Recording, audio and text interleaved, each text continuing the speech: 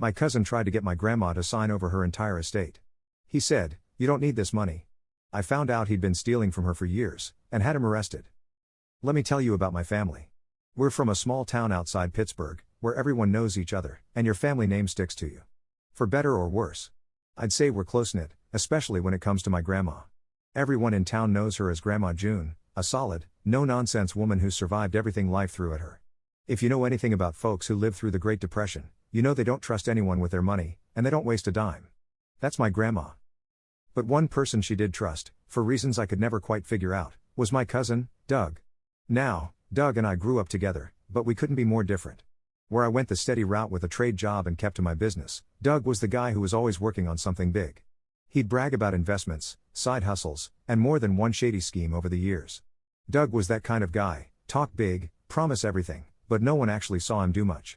And for some reason, Grandma June saw him as a golden child. Looking back, I should have seen it coming. I should have noticed when Doug suddenly started visiting Grandma a lot more often. My grandma, who was turning 89 this year, was as independent as they come, still living on her own, taking care of herself. But Doug seemed to be spending a lot of time helping her. And when I say a lot, I mean he was practically her shadow. She'd mention how Doug stopped by to check on things or how he was helping her get her finances in order. At the time, I shrugged it off as him finally doing something decent for once. Then, one evening, Grandma called me. She sounded tired, almost a little stressed, which is not like her. She said, "Bill, could you come over tomorrow? I need you to help me with some paperwork." It was odd because she usually handled all her stuff by herself. But I agreed, figuring it might just be her old age catching up to her. When I showed up, she had this stack of paperwork sitting on her kitchen table, and Doug wasn't around, which was a first in weeks. I sat down, expecting it to be the usual stuff, maybe some bills or a checkbook to balance. But no, these were legal documents. And not the kind you just sign without reading. She pushed a paper toward me and said, "Doug's been saying it's time I think about what to do with everything. I want to make sure it's all squared away." It took a second to sink in. Doug had actually convinced her to start thinking about her estate. I kept my face calm, but inside, I felt like I'd been hit with a bucket of ice water. Doug, always scheming, had somehow convinced Grandma June to consider giving away her assets. I took the papers home that night, telling her I'd double-check everything. That was just an excuse. I wanted to go through every single line without her or Doug around. And what I found made my blood boil. Doug had already drawn up paperwork that would make him her financial guardian, meaning he'd have control over her finances, her bank accounts, and, worst of all, her house. I could see his fingerprints all over these documents. They were tailored in ways that'd protect him from any liability, but tie him to her assets. It was like he'd been planning it for years. The next day, I asked her about Doug's sudden interest in her finances. She told me how he'd been coming over almost every week, telling her she didn't need all that money and how he was just trying to help her get things in order. Doug had used all the right words to make it seem like he was just helping out his dear, old grandma.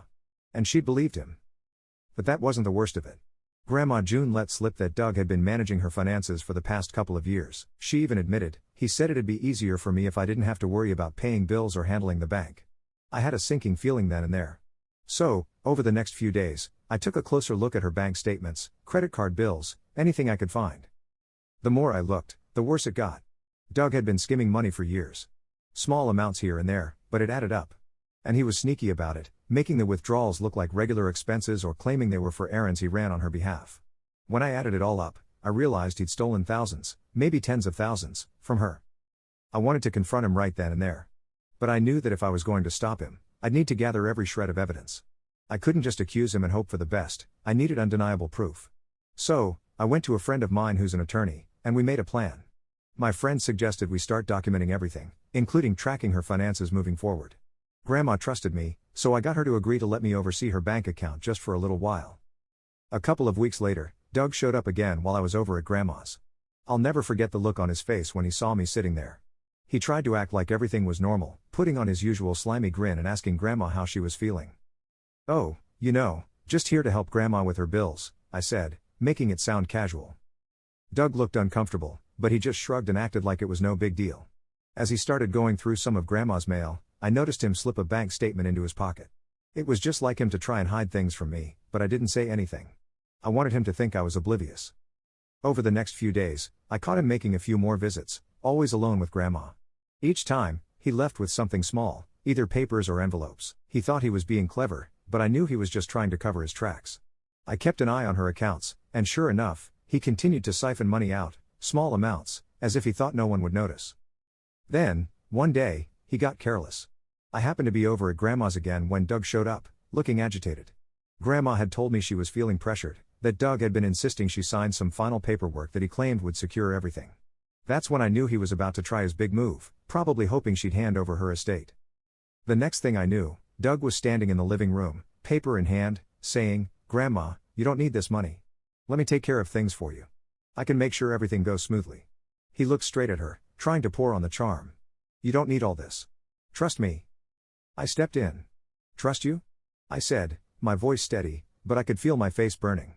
"Doug, I think you've done enough already." He looked like he'd seen a ghost. He knew then that I was onto him, but he tried to play it cool. "Bill, what are you talking about?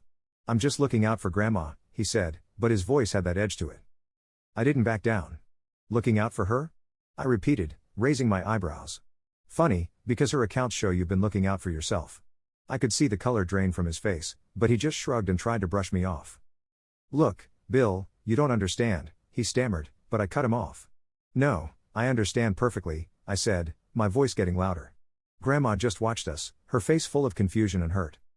In that moment, I realized I had all the evidence I needed to blow this open.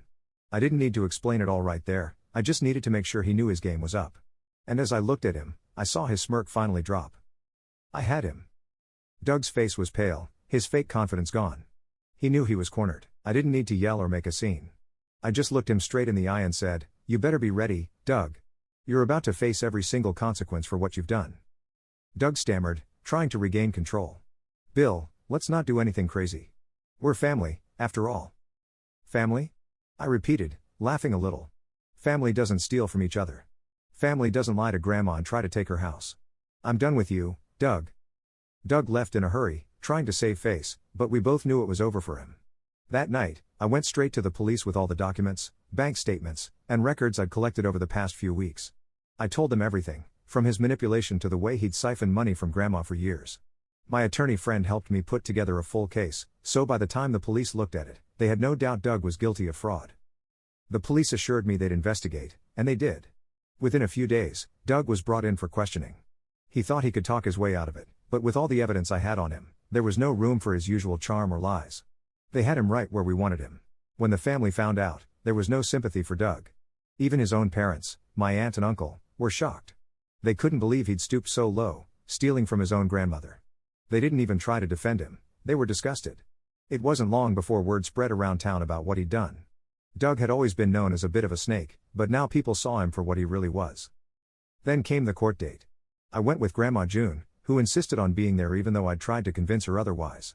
She wanted to see it through to the end, wanted Doug to see her sitting there, strong as ever. The courtroom was packed with family and neighbors who'd heard what happened. Doug avoided looking at us the whole time, staring at the ground, probably hoping he'd wake up from this nightmare. The judge didn't go easy on him. When it came time for sentencing, Doug tried one last time to plead, saying he was misunderstood and only wanted to help Grandma manage her estate. But the judge didn't buy it, not for a second. She went through all the charges, fraud, theft, elder abuse, the whole lot. By the time she was done, Doug looked like he'd been punched in the gut. When the sentence came, Doug got prison time and was ordered to pay back every single cent he'd stolen. Not only did he lose his so-called inheritance, but he was left broke, friendless, and shunned by everyone who knew him.